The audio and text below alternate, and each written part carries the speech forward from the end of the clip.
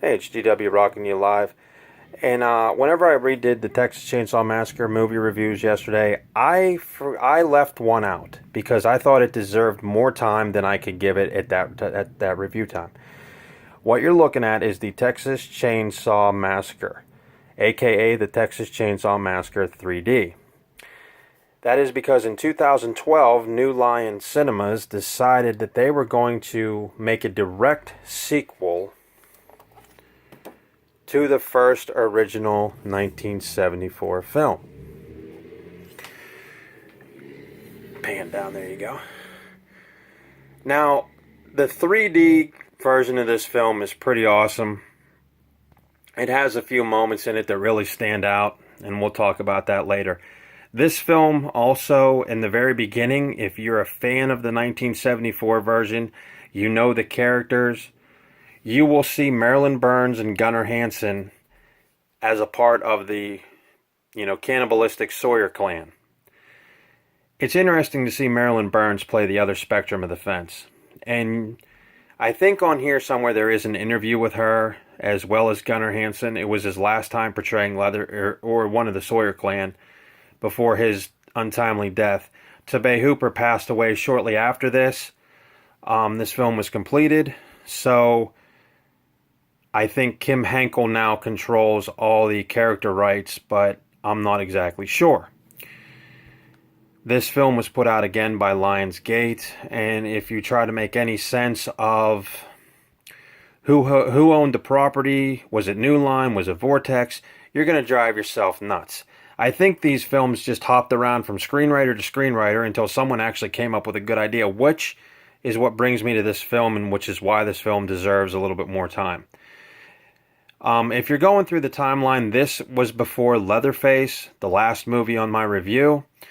But don't look for any chronological order. Like I said, this was a direct descendant of the 1974 film. This picks up right after the end of the 1974 film, where Sally Hardesty, covered in blood, gets a ride from a truck driver in a truck called the Black Maria. She is rushed to the police station. Police come and they raid the Sawyer house. Very cool way to start up a movie as well as take it the next step. Also in this film, if you look under the deleted scenes, there was one really interesting one that was cut out. It was on the way to the Sawyer house, the cops passed the Black Maria truck, which is pulled off on the side of the road. That should have been in there. It was a direct link, and it also conveyed the timeline. But somehow they admitted it, they deleted it, and now you can check it out in the deleted scenes. This film basically takes the storyline of Leatherface and the Sawyer clan in a whole different direction, which we're going to get into right now. Okay, this movie, the storyline for this film is a girl named Heather inherits this house from her grandmother, the Texas Chainsaw Massacre house. A grandmother that she never even met, which by film standards would put her at the site of the original Texas Chainsaw Massacre, Heather's grandmother. They systematically go there to check it out, and they are both hunted down by Leatherface. The gore is very, very, very prevalent in this film. This does not lack in the gore department, trust me. The storyline is that these guys go to this property to check it out. One of them's a thief. Leatherface catches them. The killing begins, and it's a cat and mouse game. Now, being that this film was filmed in 3D, and if you own this movie, then you know what I'm saying. The 3D is a little bit cool. It's a little gimmicky, but there are a few good shots in here. There's one of Heather running from Leatherface. She hides in a coffin, and if you got your 3D glasses on, your 3D TV kicking, and your 3D Blu-ray going, the chainsaw goes right through the coffin, straight at the screen at you. Very cool to see. Other than that, it's more depth than anything, but it gives you the realism, and you reach out like you can feel like you can reach out and grab the characters. Basically, Leatherface is hunting the people that are at his house, as well as hiding from the mob who killed his family, a vigilante mob. And at the end of the film, I am going to ruin it for you, But I'm not going to ruin the main story. But the idea is that I will tell you this, that Heather is related to Leatherface. I'm not going to go into it. I'm not going to go directly and spoil the movie, but I will tell you that they are related. And basically, you find out in this movie who is the more sadistic of the bunch. Is it the cops or is it Leatherface? You know, it's Primal Rage at its finest, and I thought it was pretty cool. The one thing that's interesting, too, is the commentary. You will hear commentary by Tobe Hooper, Gunnar Hansen, Marilyn Burns, and Bill Moseley, of all people, who was in the second film. Interesting. There's a legacy featurette. All the featurettes on this movie are very cool. But like I said, you might want to check out that alternate ending, which I don't know why they didn't use it in the film, because it is a direct link to the two films. Now, I don't know what screenwriter wrote this, but if something happens, I'd want to pick this film up exactly where the first one left off. The actors and actresses do a really good job. I think they're mostly unknowns that got picked for this. Lionsgate has a habit of doing that, taking a hot talent, throwing them in a horror movie, and then they get big. I have not seen many of these people since, but this film, more than any other Texas Chainsaw Massacre title, is closer to a direct sequel. In fact, it is a direct sequel, don't get me wrong, but it's closer to what the original was all about. The original was about a murderous clan that's terrorizing people in Texas.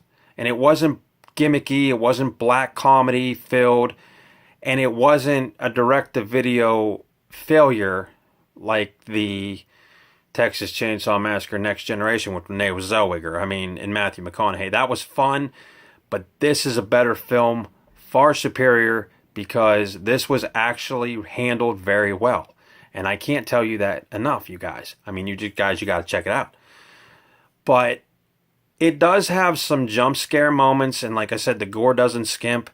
And it's actually, like I said, has commentary with Tobe Hooper and all these horror legends. It also has the Texas Chainsaw Massacre Legacy featurette, which covers, all the actors and what they had to go through and all this. And it's really a fun ride, especially if you have 3D TV. And it does take Leatherface in a new direction. And I think instead of going back to Leatherface being a child, I think it should have ended up where it ended up at the end of this film and continued that tradition. Because it would have been great to see. Now, sadly, like I said, a lot of these people have passed away. Marilyn Burns, Gunnar Hansen, Tobe Hooper. And it's just sad. And when you watch these films as a fan, you kind of wonder what would happen if they all got together and wrote one of these things together. And I do believe the sole characters now belong to Kim Henkel, which was the screenwriter. It'll be interesting to see where this franchise takes place, but I cannot stress this enough. Out of all the Texas Chainsaw Massacre movies, watch the first one, watch this one, and then jump to the others. I don't know what people were thinking with number 2 and number 3, and especially number 4. I really don't know what goes on in the mind of some of these screenwriters. But if you take a look at them films and then you watch this film, this is clearly better. And like I said, this is filmed in 3D, but you can also get it on regular Blu-ray, DVD, digital, whatever. The featurettes pretty much are amazing in and of themselves. They cover a lot of ground. This is one of the most fascinating bonus sections I've ever seen in a horror movie with this much legacy. So with that in mind, one has to wonder, what is going to happen to the franchise of this? Is there going to be another Texas Chainsaw Massacre film? And if so, is it going to be a remake like what we're seeing nowadays? Where, I turn on the TV, we got a remake for Halloween, which, don't get me wrong, looks very cool. But now I heard they're going to remake Candyman. They're going to remake Child's Play. And that's great for the new audience and the new, generation. But what about the people that grew up on the original Freddy, the original Leatherface, that don't want to see that tarnished? Is it going to help or hurt? I mean, I don't really know. Maybe you guys can answer that. I don't know. But I just felt, like I said, this film deserved a little bit more time on the review. And I didn't want to...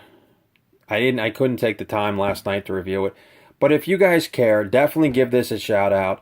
And again, this film was not well received.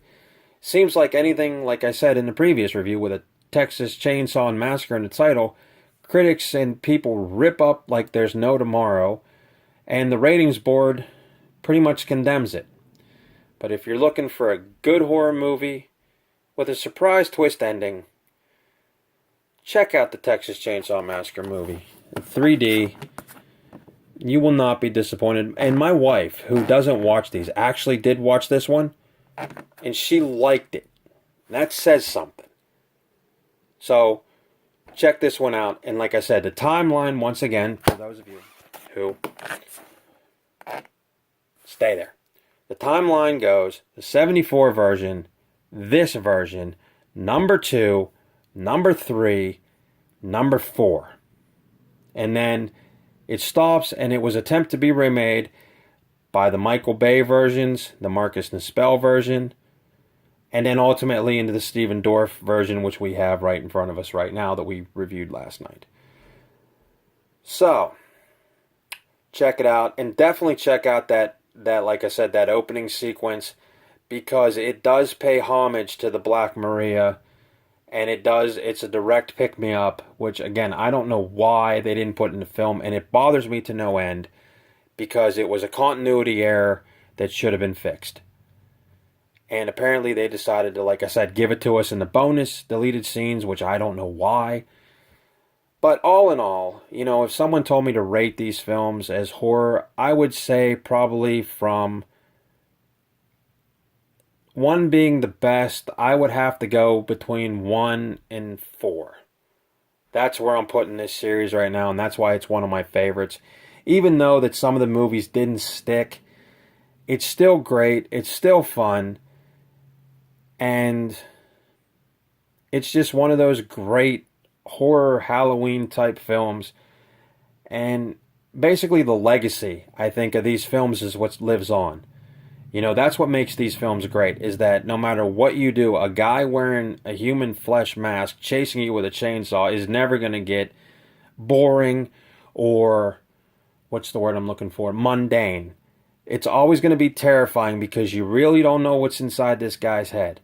So, that's why I want to spend more time on this film, and I hope you enjoy it. And please, even if you don't like the film, if you watch the 74 version, say, I'm done, just respect the fact that this was thrown together, and these actors in the first film had worked in 100+ degree heat and under God knows what conditions to make this horror film, and it became one of the most infamous horror classics of all time, spawned a couple of sequels, and then was remade. And I think that speaks volumes for what people want to watch. And I'm not talking about just horror. I'm talking about just general stuff. Like, how come there can be 10,000 Arnold Schwarzenegger movies and no one gets tired of them? Because you hit on your core audience, and that's what they want to see. So with that in mind, I'm GW. See you at the Sawyer House.